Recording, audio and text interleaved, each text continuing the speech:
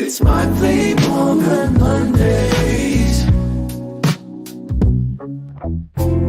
It's time for the secret handshake. Tune in and reach through the veil. It's time for monthly Mormon Monday.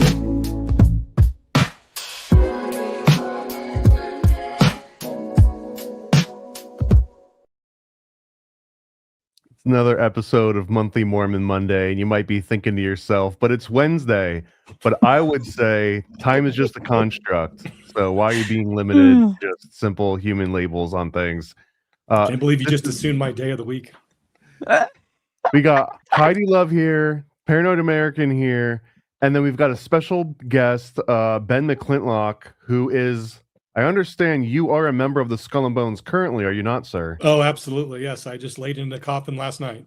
Okay. Oh boy. What did you confess to?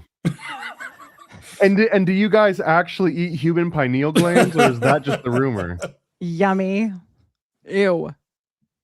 Well, tell us how we're going to get from Mormons to Skull and Bones, aside from the usual route. From the usual route. The usual route's through Hawaii, is it not? Oh well. You got a point there. The other Well, BYU. Utah is very LDS and very Mormon, and there is Anthony Sutton wrote a book called America's Secret Establishment, and in that book he said that Yale was contained the only chapter of Skull and Bones. And as good of a researcher as he is, or was, I should say, he was wrong. And there's a second chapter of Skull and Bones. And I'm not going to say that there's only two because I'm not going to make the same mistake, but it's the only two I'm aware of is at Yale and at the University of Utah. And so Utah being all things Mormon, there's the beginning of the Mormon connection between Skull and Bones and the title of the program.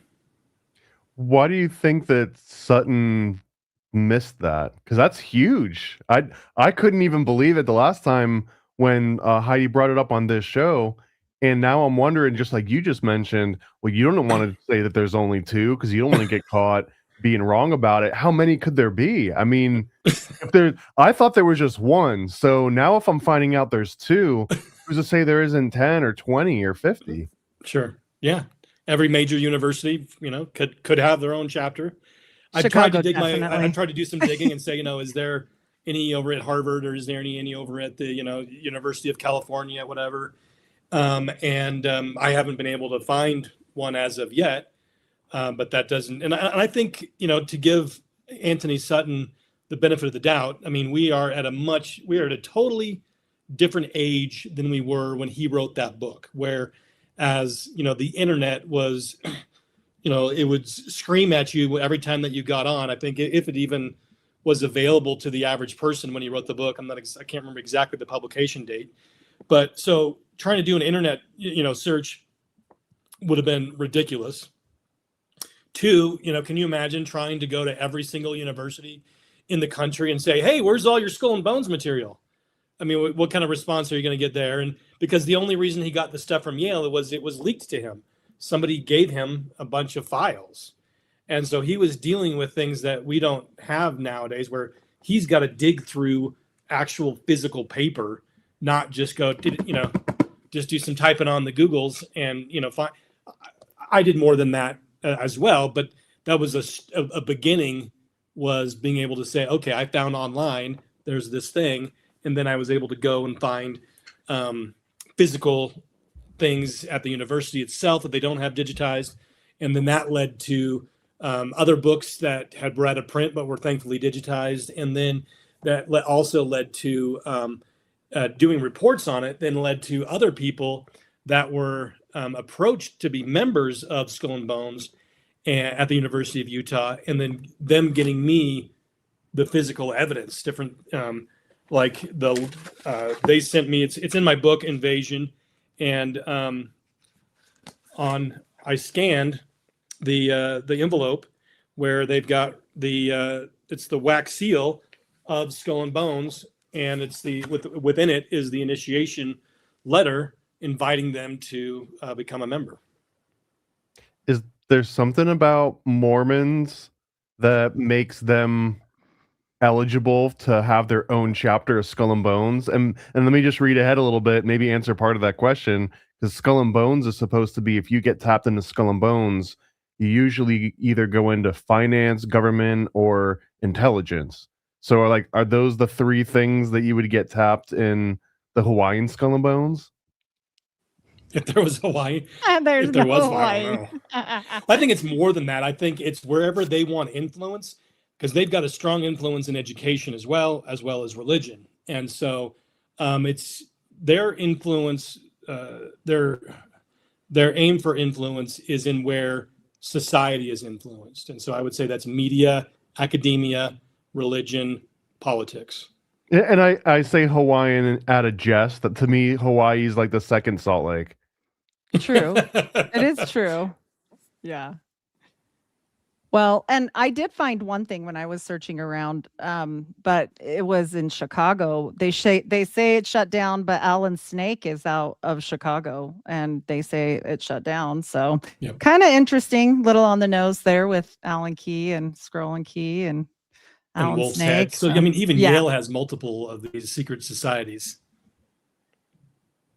You mentioned Harvard before. I think one of theirs is like the Porcelain Club, which is a pig is their mascot, and the Crimson Tide had a similar. Because I think when Yale Skull and Bones originally got exposed, it was twice through their own school newspaper, and it was like an actual student that broke in. I think this is like early 1900s was the very first one, and there was another one in like the 50s or the 60s, and I think very similar happened. Crimson Tide, they had a break in with a Porcelain Club. There was kind of this early, I think they maybe stopped in like the 70s or 80s. People just didn't think it was as cool to break into the secret societies on campus anymore. And it's funny, maybe this Mormon Skull and Bones is going to take on the mantle, because the last I looked, in the early 2000s, I think mid like 2010s, Skull and Bones at Yale started to become co-ed, and they just had photos, and it literally just looked like any other co-ed fraternity you'd ever see anywhere. It didn't look like it had the same gravitas as when like Prescott Bush was tapping you. I don't think anything, looks as gravitas as it did back in, the 30s, 40s, and 50s. But maybe that's just me being old-fashioned. But I also think what also happened was that because the school newspapers, as well as the yearbooks, would publish at both Yale and the University of Utah the memberships, some little blurbs. They'd have articles in the school newspaper about them, and both Yale and University of Utah up until basically the 70s. And then both universities, roughly about the same time, go completely silent on those clubs. And so I don't know if, like, it was still secret what they were doing, but they would still talk about it and list who their new members were. And so that's a lot of the research we've been able to do, is to go through go to the university archives and go through and look at the lists of members and throughout the years that were published up until the 70s, and then go back and say, oh, what did this guy do, and what did this guy go do, and it's always in these powerful positions.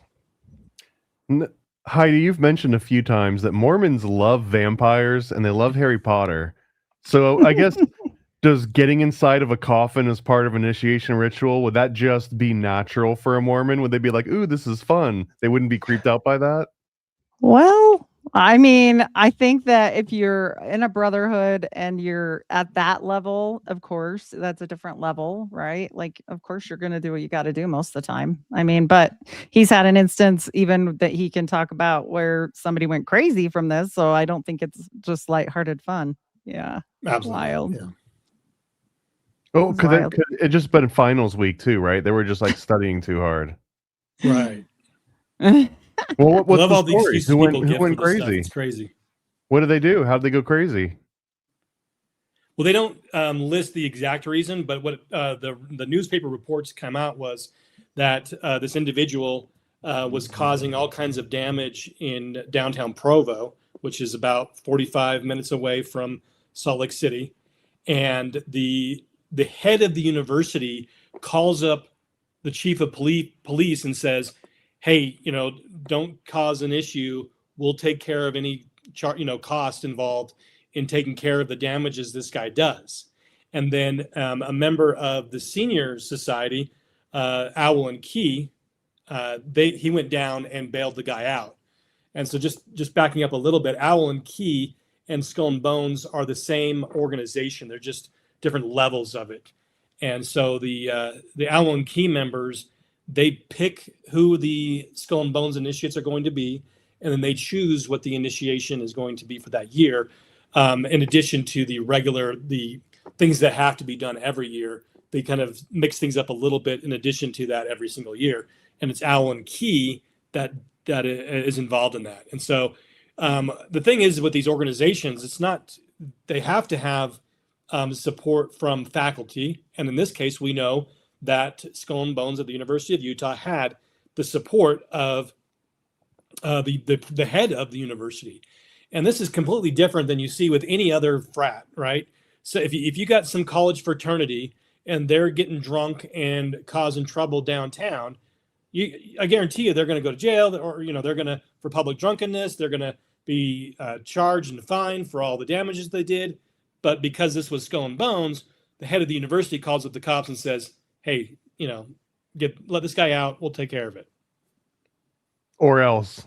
And and the way that you were describing that does that mean that Scroll and Key is above Skull and Bones? Like, so Skull and Key's over at Yale. I don't know its connection with Skull and Bones, but at the University of Utah, Owl and Key is the senior organization to Skull and Bones. So it's not lateral. It's that they actually sit above because they decide who gets invited in. And does that mean that at a certain point, if you prove your worth, you graduate into Owl and Key from Skull and Bones? Or are there other ways to get into Owl and Key that don't go through Skull and Bones? So that's up for debate of if you can go straight into Owl and Key. But essentially, the only people that can go into Owl and Key are Skull and Bones. The former president of the LDS Church was a member of Owl and Key. We know that it's in the yearbook. And in his autobiography, he claims that he was a member of Skull and Bones as well. But there are others that say, well, it's not in the yearbook, so he never was. And so some people suspect that he was just, piggybacked or leapfrogged right straight to the top. But his own yearbook says that he was a member of both. Do you know if there's and any that's the only way that I'm aware of that you can get into Owl and Key. Is there any more exclusive, I should say? These the group of Owl and Key, Skull and Bones, and Bohemian Grove? Do you know, or are there any Mormon groups within Bohemian Grove? Do they have like their own camp? Do you know of? That I'm aware of members of the church that have gone to the Bohemian Grove and the Bohemian Club, but I'm not aware of a specific camp like they have for artists and politicians and that kind of a thing. I'm not aware of that.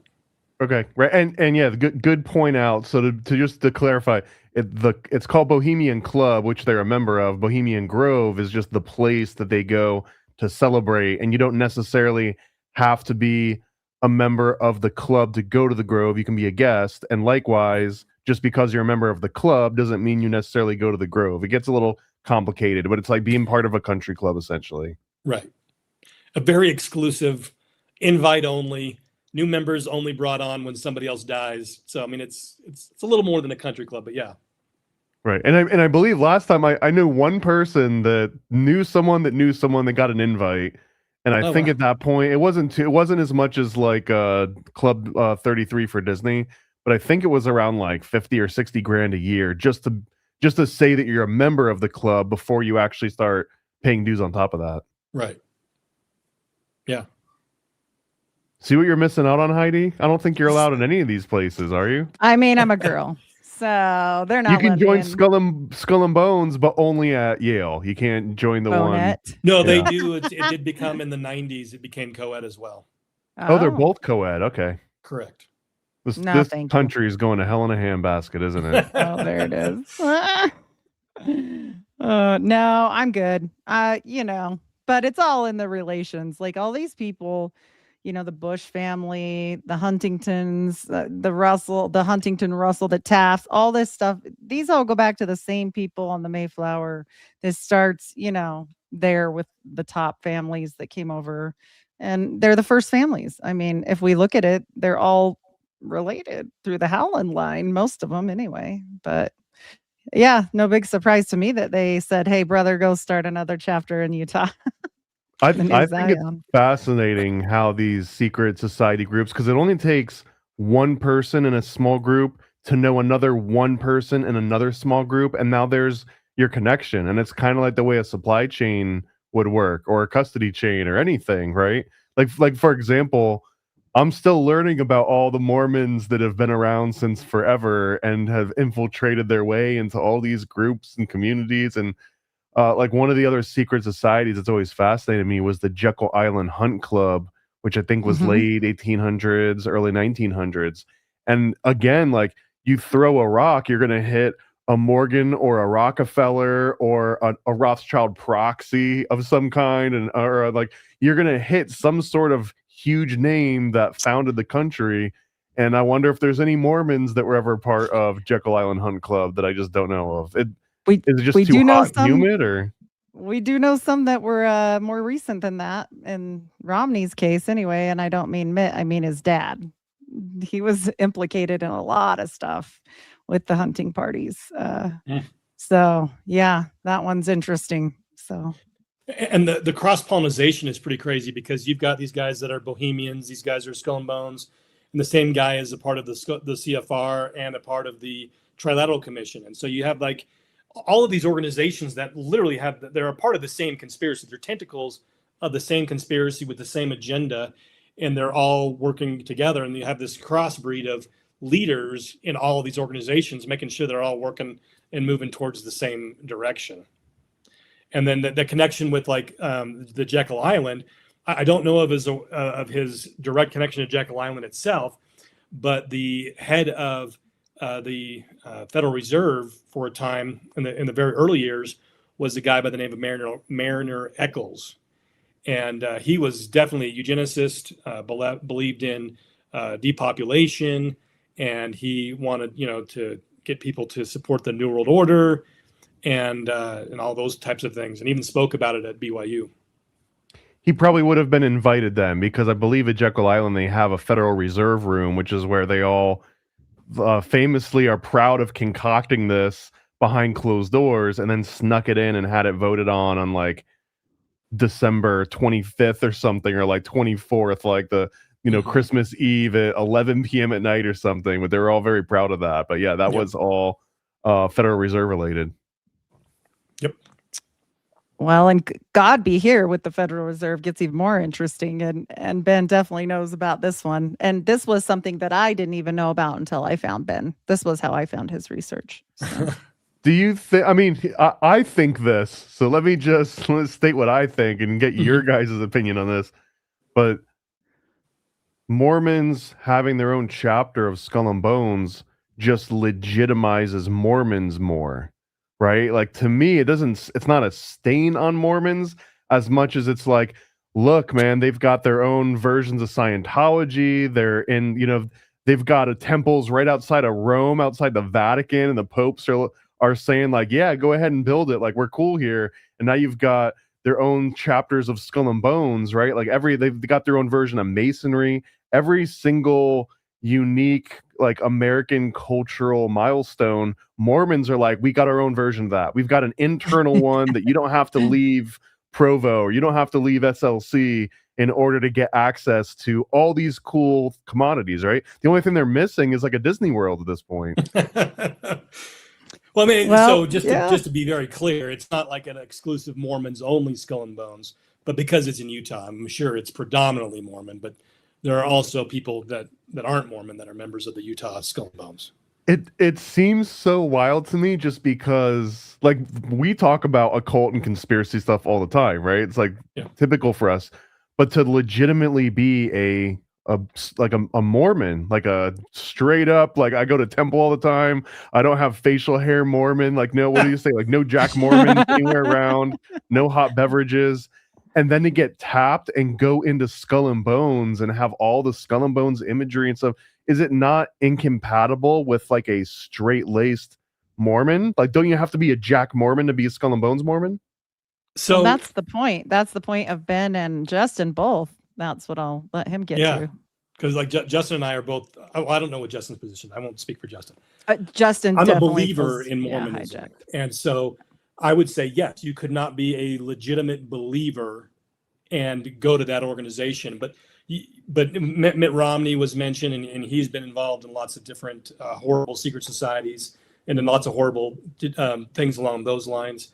And so I'm along those lines of like a Godby, where these people aren't really believing Mormons. They're more like, if you're in Utah, it's cultural, first of all. Secondly, it is one of those things where if you aren't a member of the church, it's very difficult to get prominent positions. You're not going to get elected. You know, there's different things of influence that you're not going to be able to be a part of. And so you have a lot of people that are very much the power hungry, and the people that want to be influential recognize that they need to have that little box checked. And so they remain in the church, even though they're not believers. People like John Huntsman Jr. and people like that, that are, you know, minos, like rhinos, but members in name only. Couldn't you extend that to like even the very original founders of the church that were like shoulder to shoulder with Joseph Smith? Weren't there like a decent number of those guys that were like, I don't believe anything that this dude's talking about, but man, have you seen the coffers? Have you seen the power? So like, yeah, sure, whatever. Yeah, I believe in Moroni and all that other stuff. Sure, as long as like I get to put my name, you know, in the hat. John C. Bennett was probably one of those types of guys. I would say John Bennett C. falls into Bennett. that very well. Yep, he was there for the women. I guess that's as Mormon as you can be, right? Like there's like two paths of Mormonism. It's either you're Joseph Smith all the way, or you're kind of like playing along and leveraging what Joseph Smith started. Yeah. There's like more than that. There's about 20 different routes this goes, because it goes to James Strang and Joseph Smith and Brigham Young, and down in Parowan we got Onias and we got the Davis Co-op. Like this goes into too many things. But correct me if I'm wrong, but my simple understanding so far is that there's people that like just do the Mormon lifestyle thing for the advantages and not because they actually believe Joseph Smith talked to an angel. Like no matter what they say, like there's some people that probably just don't actually believe that and they play along. And then 100%. There's people that do believe that. And then all of those other sort of denominations and all the ones that kind of like pick things apart, ultimately they do agree that it started with Joseph Smith, talked to some angels. But maybe the farther down the line you go, some of them are like, and he didn't deserve it. Like they should have talked to me and my, you know, ancestors. Oh, they do. They talk to this the idiot, angels. but whatever. Like we have to improve this thing that this idiot started. Like that might be a version of the believers are the ones that are critical, but they still believe that Joseph Smith talked to an angel. Right. They can't, but you are right. Like Onias, I mentioned Onias in Parowan, and he says he talked to angels too. And we've got a lot of people that are talking to a lot of things later on when things start splitting apart. And I mean, that's one thing. I don't love the way Brigham ruled, but he did try to quell down some of the woo-woo a little bit. Of the which crazy. I think, yeah, he was like, look, we can't all be talking to everything all the time. Like it's too much. And so, yeah, more of an iron fist, you know. Everyone before Brigham got grandfathered in. If you were talking to angels, it's okay. But after that, it's like, no more angel. It's funny, just again, like being a Catholic, there's versions of that too, where the Pope at one point, he's like, no one else is doing miracles. No one else is talking to angels. Like, we got this. We'll let you know when there's a miracle or an angel. Mm-hmm. You don't tell us. What happened. Tell you. Joseph tried. I think he was more of a pushover, but he did, you know, there was the one guy that tried to say he had a rock too. And he's like, and you talk to the devil. I can't remember who that was, but he was like, you can't talk to the angels. He did try, but. So Ben, are you current Mo or ex Mo or new Mo or any kind of Mo? So I'm a believing member, but I'm not affiliated with the corporation. Or what's the cute name for that one? Is that a new Mo? We need to come up with one. New Mo is like a new old wave school Mo. That's more Andre. Well, there's traditional Catholics that are he's a pre-Vatican. trad Mo. You're a So I'm a tradmo. tradmo. Sure, I'll. A I'll tradmo. Okay. You're a tradmo.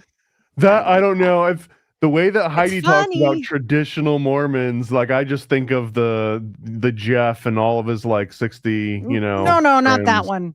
No, that's another. I wouldn't That's consider not that to be traditional Tradmo. That Mormon, sounds like so, you know. Tradmo. No, he's not Tradmo. He's a wannabe Tradmo, whack-a-mo. but he's a got his own whack-a-mo. sick power Okay, trips. he's a whack-a-mo. I like that. He's a He's a whack-a-mo. There whack-a-mo. He can't be a Tradmo. He got way crazy. No way. Okay, no, I like that. Okay, so we've got Tradmos now too. The vocabulary like is it. building. There's so many versions of Mos. After 4 years, we better have more versions or we're just not keeping up. I And mean, we've it's got been like Skull Mos now, apparently. Skullmo. I like it. So Well, and that's the thing. There's so many of them that are affiliated. Like, okay, you joked about vampires, but I dare say, the only other guy I know that wanted pints of Mormon blood was Howard Hughes. And his doctors got and arrested Jeff for it. Epstein. Right. And so his buddy, though, who was he still in the blood for? Originally, the OG guy was Howard Hughes, and they called him a vampire. And they can joke all they want about whether or not that was real for Epstein. We don't know, but we do know for Howard Hughes because they got arrested. Was he drinking Because or was he can't- just doing a transfusion?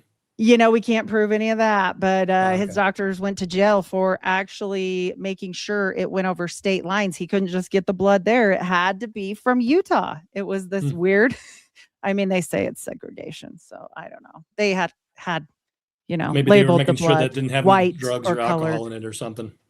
I think he was racist, but Okay. Either way you go, who knows what they're doing with it. But I will say this, all of that stuff, we always get these people that are so strange affiliated with these, Sabbatean Mos. That's what they are to me. Anyway, they're the weird Mos that are just, bringing about the Lord's time on their own, I guess. Sabbateans. Yeah. I don't know. weird Mos. Weird Mos. I wonder, because in Freemasonry, for example, there's oaths that are supposed to take precedent over other oaths. It's supposed to take precedent over religious oaths or political oaths. Like, for example, one of the oldest Masonic stories that'll usually come up in these lines is that during the Civil War, there was these two guys that came across each other. They made Masonic signs and they realized, oh, our Masonic connection supersedes whatever Civil War thing's going on. Like, it's above anything else happening. So I don't know how true that is, but it's an example that comes up over the time. So I'm just wondering if you've got a Mormon who's also, I guess, quasi-Mason a little bit, and then they're also going to be Skull and Bones, or they're also going to be any of these other groups. But let's just say Skull and Bones as an example. Like, what takes precedent? Is it like whatever one is the hardest to get into takes precedent? So I guess Skull and Bones takes precedent over Masonry, takes precedent over Mormonism? Well, because I don't think that they're actual believers, and so I don't think that the covenants that they make are anything that they hold with any seriousness within Mormonism. And so I would say that they put the covenant that they made at Skull and Bones or in Freemasonry above anything that they did, because both of those organizations would be antithesis to what they believed. Well, and the point is, we have these different branches inside the church that have overtaken the church. Like he says the corporation, Justin says the corporation. Yeah. And I mean, we can see it from a mile. There, the Pace papers brought a lot of weird stuff to light, just like the Epstein papers are now, or files, whatever. And we just see all of this stuff constantly, and it's obviously not conducive with any way that they are supposed to live, which is Justin's point, but also it's still happening. So we know clearly that there's some big power shakers and movers there. Yeah. Speaking of big power shakers, what's the current temperature read on like the Mormon relation to the Charlie Kirk thing? Was it an inside job? Was there Mormon influence? Was it just an absolute fluke coincidence that it happened and just happened there? Or is it what's the word on the street? The Mormon I haven't street? actually heard a connection myself. Oh, I've heard some. Oh, I'm sure Heidi's heard more than I have. Yeah, I've heard TPUSA is completely in bed with Mormon Corporation. So, but it didn't surprise me. So it's all of them. I always say that, but it's not. When I say it's all of them, I don't mean all of the people all of the time. I mean, it's the elites of each group, right? Like the 1%ers, like the old biker group, 1% most. That's what. Well, here's a good example. Skull and Bones is one of my favorite examples of this. But the chance of even being in Skull and Bones is such a tiny, minuscule number of people. Yet the number of presidents that have been Skull and Bones, not just that, but what was it the 2000 and I'm just gonna make up a number 2004 election? It was It was 2004. Kerry and Bush, right? And Yep. they're both members of Skull and Bones. Just if you were to plot that out mathematically, the chances for that to happen just coincidentally, it's impossible. It is literally impossible. So Yeah. therefore, it seems that the best way for you to actually have a chance of becoming president would be to start by trying to get as a member of Skull and Bones, try and get tapped in there. Because I also understand that if you get in there, some people get tapped because they're legacy, some people get tapped because it's powerful and advantageous, but they also have quotas that I think they have to tap like a male cheerleader once a year, and they have to like tap someone that plays like an instrument. Like they have like these, at least they used to, according to the Anthony Sutton book and according to the Chris Milligan, I think it was fleshing out Skull and Bones. But they both make these nods that in addition to like the legacies, they also have like 4 or 5 like fun picks, like someone that would otherwise never come across any of these people in their lives. It's like now he gets to be in the club too. Yeah. So, and it's not just because we need a cheerleader or a science major or whatever it is. It's they're looking for people that in those fields, they're looking for people that excel within that because it's not just like trying to fill a quota like, hey, we need another woman on this thing. Go find somebody that'll say yes to us. Each person that they tap is someone that will be a benefit to them. And so just because they weren't legacy, but they are in one of these different veins that they're trying to tap into, not intended, or that they are, they're not just randos within those fields. There are people that would be able, have shown that they would be somebody that would be successful later on in life. And so, because they don't want just some slacker, they don't want some loser as a part of their organization, that they want people that are going to be a benefit to them. And so yes, they do want people from those other things, but it's a little bit more complicated than just, hey, we go grab a football player and bring him in. Fair point. And then you also mentioned when we first started joking about the coffins. So I have to keep going back to the Skull and Bones coffins, right?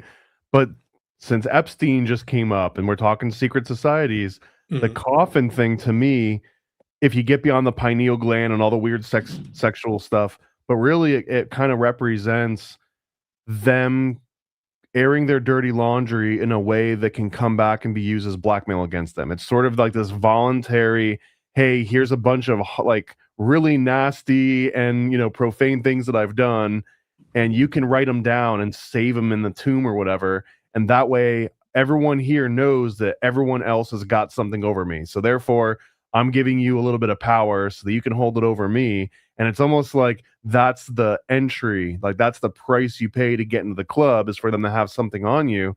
So I mean, that's kind of what Epstein is, right? Like if you got videotaped on his island in a basement, now you're part of the club. If you get someone writes down in a diary what you talk about in the coffin, now you're part of the Skull and Bones.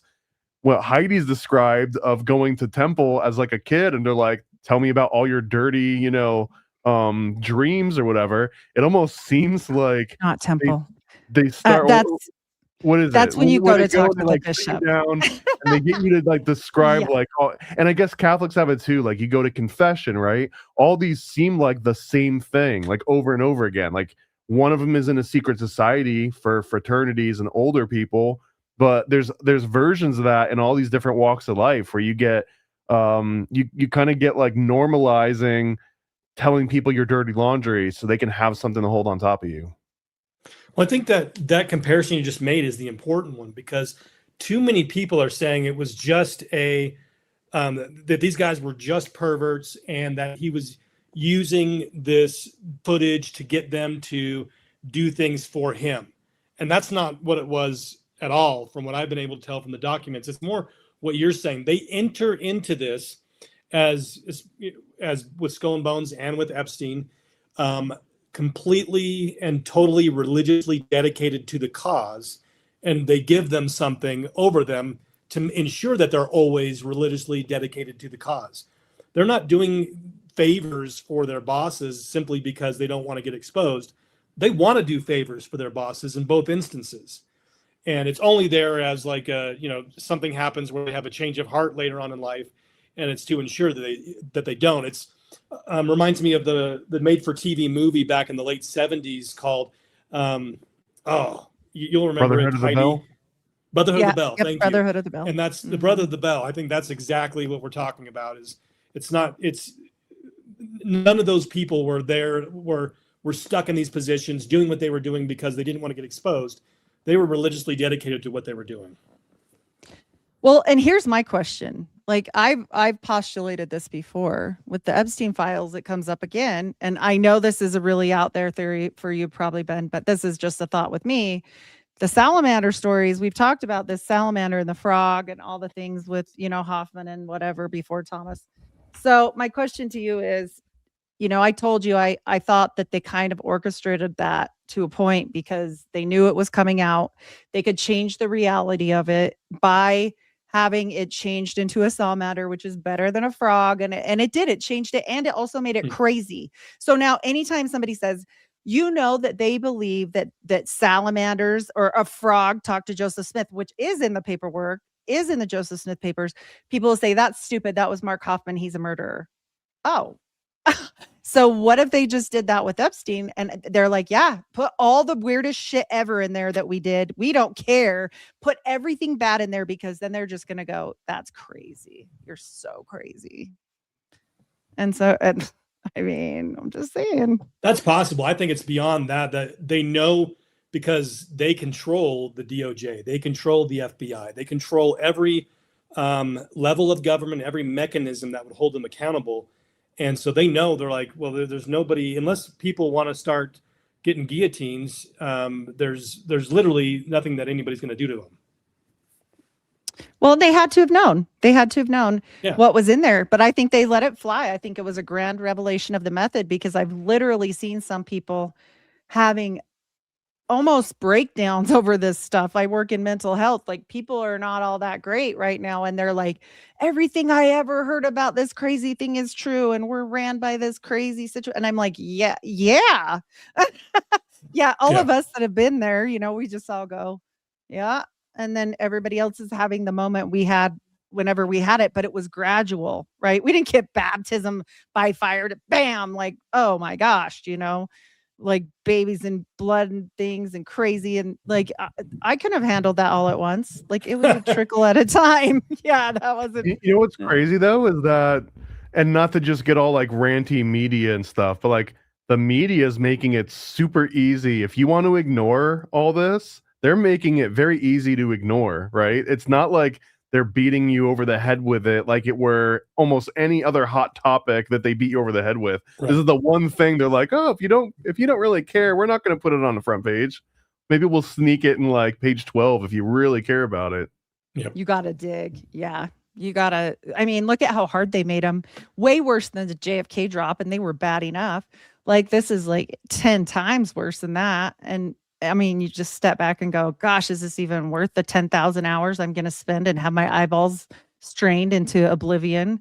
Like, it's crazy trying to go through those papers. And what's insane is a couple million pages. I can't remember the exact number is, but there was a new report that just came out that said they've actually only released, they've claimed that they've claimed to release everything, but they were able to prove that they've actually only released 2%.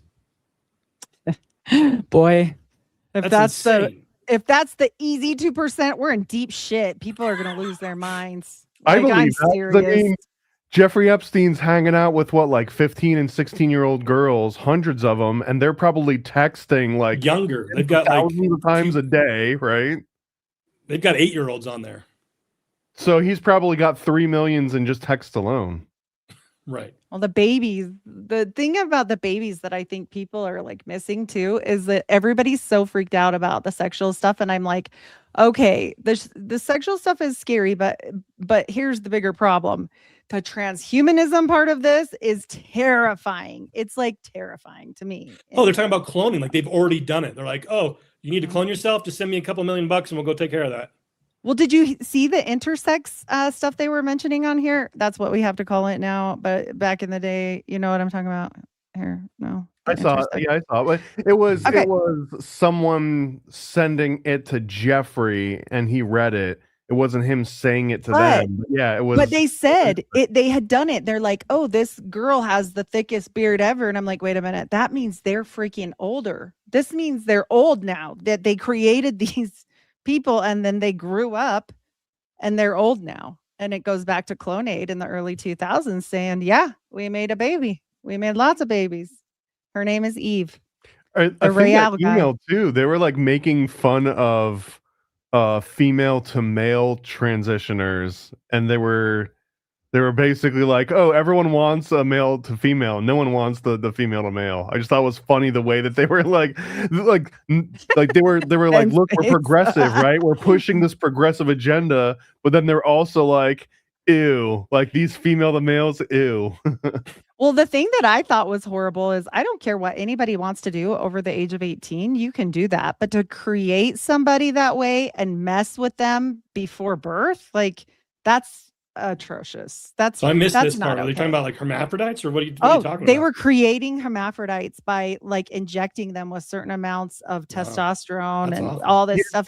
But they grew up because they had beards. So they were like, yeah, we created it. And now they have these great beards. And I'm like, what? Like that means you're older now. They were like ahead of the curve. So whatever's happening now in like schools in the 2020s, it was happening on Epstein's island in like the 90s. But they were creating fetuses this way, and then you start looking at those pickled punks and all the weird stuff, the homunculus, the island of Dr. Moreau type stuff going on. I am dead serious. Like that stuff scares me far more than any other corruption. Cause we all know at the very top level of satanic weirdness, like, or you can minus Satan, like people can get really shitty. Okay. That's just the truth. So if you go down the worst horror movie you've ever seen, like we all know we could go, yep. I get it. I saw Ed Gein. Yeah, I saw that. He made a lamp. Like we know that those type of people do exist, like psychologically. But they're in charge of us. We didn't know that. Right. But then on top of it, they're creating it. What the hell else are they making in there? Yeah. What kind of diabolical shit's going on in that lab? That's scary to me. Just a little bit of ping pong and pizza. Nothing crazy. Oh my gosh. Yeah. Jish. That's just a conspiracy theory, bro. I know. We should have brought our tinfoil hats. That'll be the next one, right? First it's gonna be like, oh, we didn't believe Lolita Express. It just sounded too crazy. Then it's gonna be like, oh, we didn't believe about James Alefantis and the basement. That was just too crazy too. So many people are like, like I can't deal with this. Like I'm taking care of them. So currently, nurse under fire.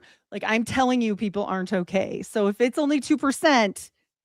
The world's going to burn down. You know what it is too, though? The second you find out that Skull and Bones rules the world or that Jeffrey Epstein was running a blackmail program, none of that information makes your mortgage any cheaper. Like it doesn't like get you to your job any faster. Like it literally serves no useful purpose in a functioning society for you to know this. If at best it like makes you a little bit crazier, right? Because now you're like it'll gonna eat at you, and you're gonna like be thinking about this thing that has nothing to do with like the normal reality that we all have to share. Even though it is reality, the fact that you acknowledge it makes you like removed from reality. It's so weird. For me, it's a little bit different. Like to me, it's like, oh, that means I have to do something. We should do things differently. Like all these people are like, oh, that means we got to vote harder next time and get these Democrats out or these Republicans out. I'm like, you got to be out of your mind. Like, we got to stop obeying these people. We got to stop paying these people. Like, are we not willing to risk like everything to stop people that are doing this to children? To me, that just says we have to stand up more. That sure, I've still got to, function and pay my bills and get my groceries. But the way that we react to government and the people that are telling us like what needs to be taught to our kids, or who's going to be allowed in our bathrooms, and those types of things. Like the fact that we're just going to continue living life as if it's Republican Democrat anymore is, to me, just mind-boggling. The whole thing is, it's terrifying. And the fact that, you can give examples of where this is infiltrated all the way up, with Gong, like what does he belong to? The CFR, like what? Council of Foreign Relations. Yeah. Yeah. Yep.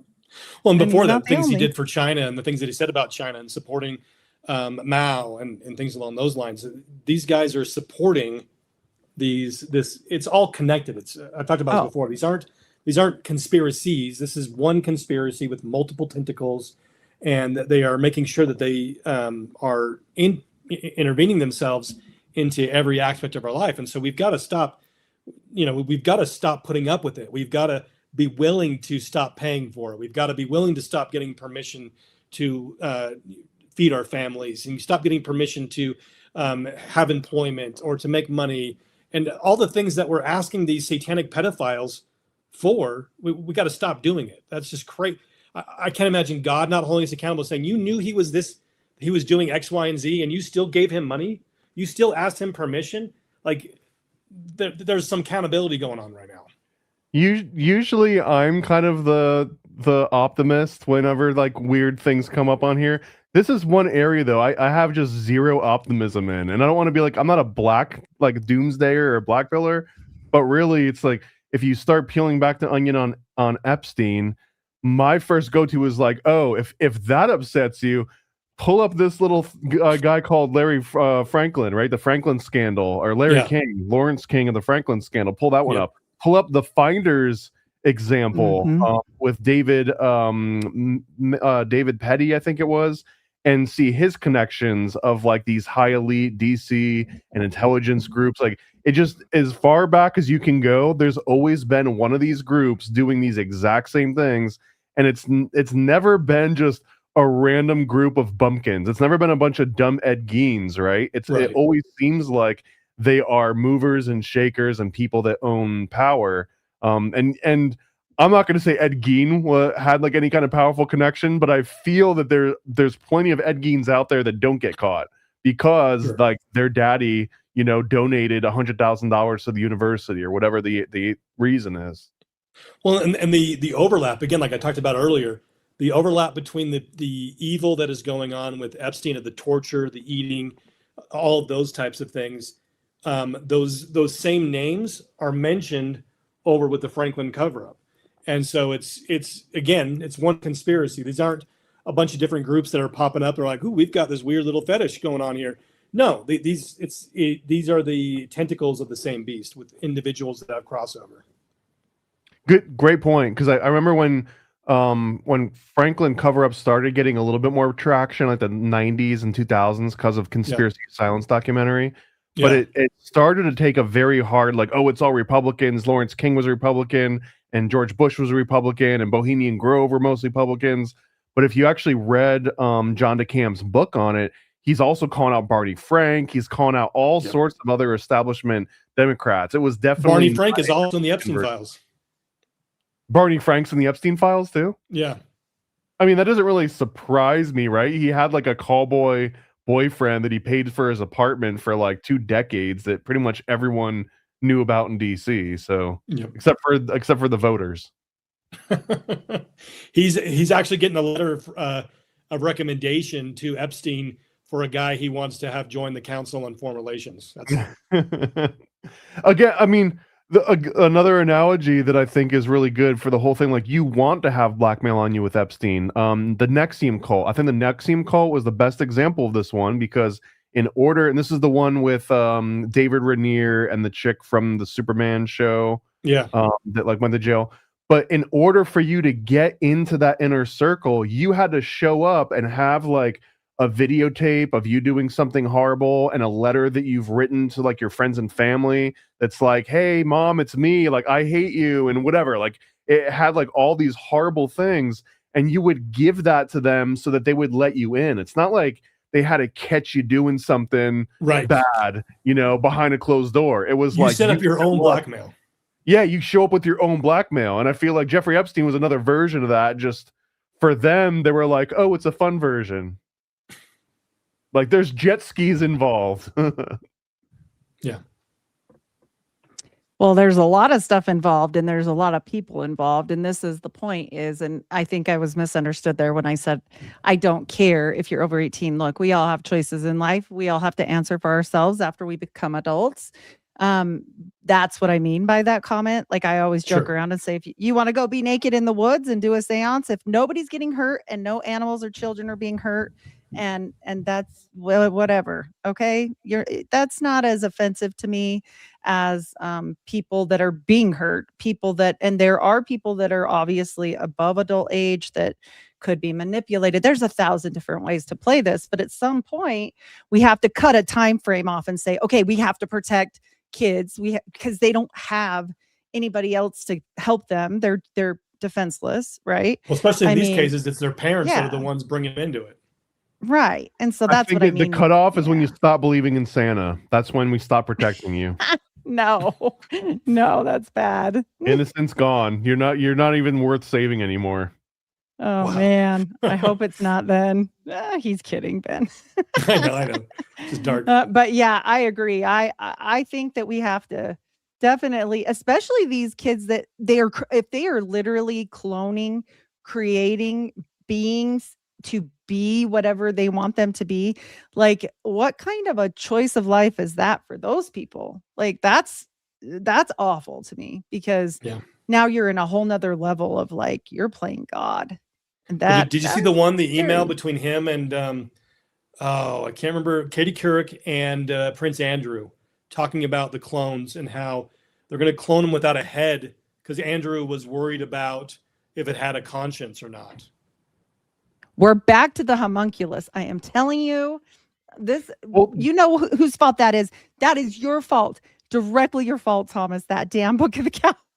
Listen, I've never been okay since then. But it was good. Still, go watch that episode. And that one, everyone gets obsessed with the temple on Little St. James, right? With like the Turkish bathhouse temple. But man, Zorro Ranch is 1,000,000 times creepier than the bathhouse. 100%. Oh yeah, is where if you want to get into the weird like magical homunculus stuff, that's where you would go and summon an actual demon. Would be out in the middle of a desert, not in the middle of the tropical island. That was the fun version. The Zorro Ranch, like no one's got jet skis in Zorro Ranch. You're not having as much fun there as you are off on like the cruise island.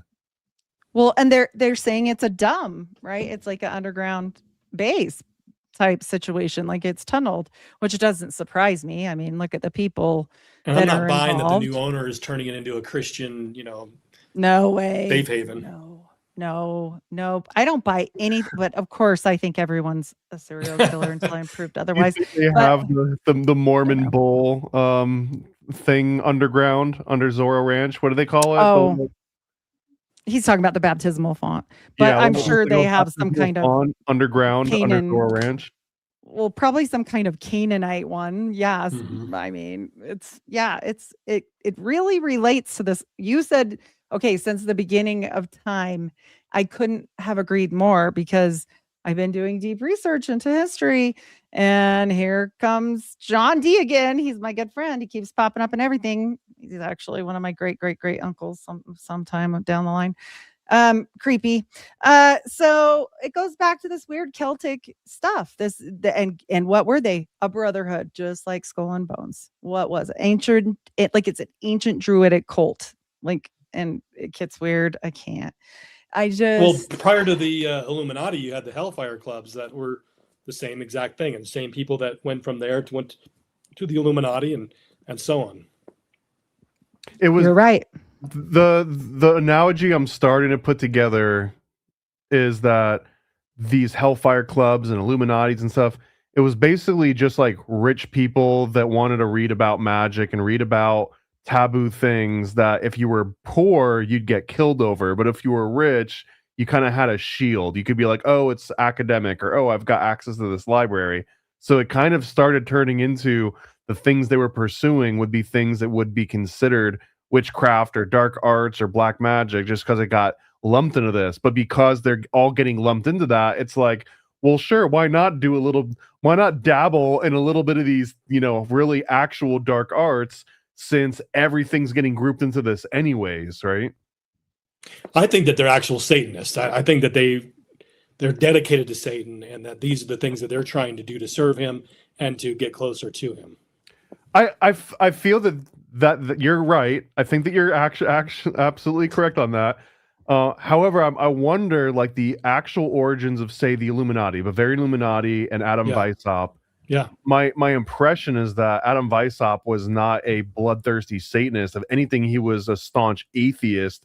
And he just hated religion of any kind. No, he was not. If you read Proofs of a Conspiracy, or the the history illustrating memoirs illustrating the history of Jacobinism, he was not an atheist. You don't hate something you don't know. I don't hate Zeus.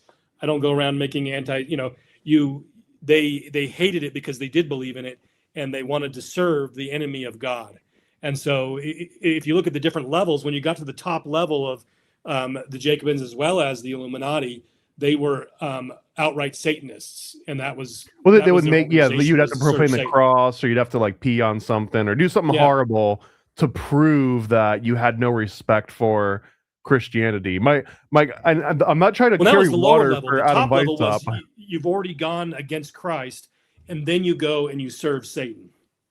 Well, that's Sabbatean. We're getting into the Sabbatean movement once again, and I mean, he's just one of many, but I'm just saying. I just want to be clear, I'm not carrying water for Adam Weishaupt, but I guess my understanding, I understand the Satanist angle. My understanding was that also he was so upset with the Jesuits that had controlled academia for 2 centuries that it was almost like the kid that has to go to Catholic school for 15 years, and it's like, I hate God now, I hate Christ, because he got the force to do that. I wonder if any part of that was Adam Weishaupt was just like, I hate Jesuits so much that now I just hate all God and all religion, or if he was truly groomed by like his uncle, I think, that raised him. He was groomed from his uncle to be like, haha, we're gonna be secret Satanists, just wait another 15 years and then we're gonna, enact the devil's plan on the rest of the world. I think it's both of those, because you have the fact that I think what you're talking about with his youth was allowed him to be recruited, because if you look at the structure and the rituals of those 2 organizations, they are just almost indistinguishable between those from the Hellfire Club and other Satanist organizations. And so it's not like he just made something up because he hated God. These are all continuations of these ancient satanic organizations. Yep, I agree. I don't know if Satan would be like just the only piece of that puzzle. Like, there were many that they served. Like, I just think that this is all fallen angel, satanic, of course, but it's dark. It's dark. There's always, we've got the dark with the light. It's always going to be that way. But the point, we're supposed to have balance. We're not supposed to be like raging lunatics, but some people have something in them. I think that they just can't not.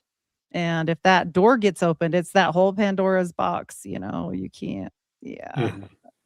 Well, let me ask Ben, have you got like a book or a documentary, or like what you got going on that we can plug and promote for you?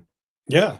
So again, I mentioned earlier, this is kind of the main thing that's shown the history of how the international conspiracy has gotten into all of our communities. It's how these organizations that we're talking about, how they, the specific examples of how they come in, and how they operate, and so that we can identify them. And it's much easier to blame people far away and say, oh, that's over in DC, that's over in New York, and not recognize that, hey, right here in Orlando or right here in Salt Lake, we have the same thing happening. And it's the same it's the same beast, and they've got their tentacles in my town. And then that, relevant to this podcast specifically is my Dallin H. Oaks report showing his ties to the Communist Party from his college days all the way to today. And so encourage folks to check those books out on Amazon and Barnes & Noble. Amazon actually banned this one. So if you want this, you got to go to barnesandnoble.com. Did they And, give you a reason? Do they say why? It's a great book, they by did the it? way. They said it violated their policy, their community policy. But they didn't say specifically what violated their. There's no swears. Their there's brother. no nudity, It was their there's brotherhood no policy. blood. So there's no there's no reason other than it's exposing things that have never been exposed before. And I read this book, his first book. It's great. I can vouch for this book. It was really well researched. You know me, I'm going to check facts. Ben brings facts. Tons of footnotes at the bottom of each page. So I love facts, man. I can tell you were bringing them today, helping patch the gaps and everything. So any expert on Skull and Bones is a friend of mine. I can't wait for you to find out whatever the third chapter was. Whenever you Wouldn't that find be cool? the third Skull and Bones, let us know. We'll have you come back on and talk even more about it. Okay, awesome. Heidi, what you got? You got any shows you've been on lately? Any other? Yeah, I just got back from Las Vegas. Yeah, I just got back from doing a live in studio show. So I will be on soon. Yeah, I don't know. He hasn't announced anything yet, but with Apollo. And so I don't know if you know his channel, but he's the sun god, is he not? I mean, not that one particularly, but yeah. Apollo, the original, I think is what it's under. But yeah, we met up there. I was like, hey, yeah, that sounds great. Vegas isn't too far to drive. So we met halfway, and it was also a great time to go have our Valentine's early. So I also went to every museum I could get my hands on that had to do with Howard Hughes or any of the mob or all the. It'll be coming. I have a whole bunch of slides and everything for people. So it's fun. One of my favorite places to go in all of Vegas. It's not cool like Howard Hughes or anything, but there is a pinball museum that whenever I go to Vegas, I love pinball. I lose at least a full day there. It is one of the best museums ever. And you just pay like one entry and you just can play as many pinball games as you want. Oh man. So. I love pinball. I do not like video games, but I love pinball. They got them all. So next time there's another reason to go. That sounds fun. That sounds good to me. I'll do mic plugs. I've got a cool little Paranoid American sampler. So if you haven't checked out any of my comics before, I think I got like 10 left in a box in the next room. But it's got a little occult calendar, and it's got a comic on MK Ultra, one on the Bavarian Illuminati, and one on how to create your own alchemical homunculus that I did with Juan Ayala, that guy that like dropped off the face of the earth. Who knows what happened to that guy? He got kidnapped. Yeah. Rude. So go to paranoidamerican.com, grab yourself a little sampler pack. They're like $20, free shipping, everything included. And stay tuned for the next episode of Monthly Mormon, Tuesday, Wednesday, Thursday, Friday. I don't know. We don't really know when the next one's going to be, but appreciate you guys hanging out with us. And we'll see you for the next one. Thank you. Good to see you. See you guys. Paranoid.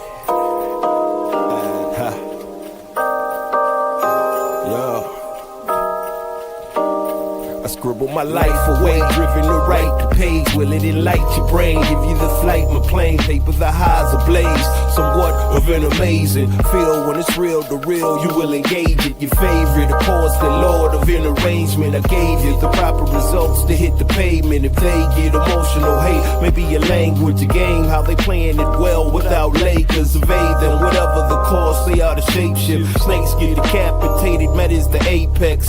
Execution of flame you out, nuclear bomb distributed at war, rather gruesome for eyes to see.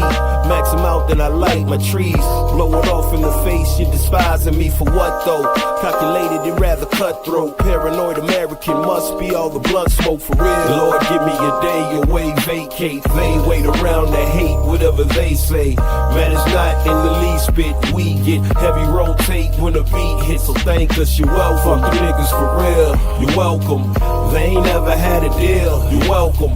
Man, they lacking appeal, you're welcome. Yet they doing it still, you're welcome.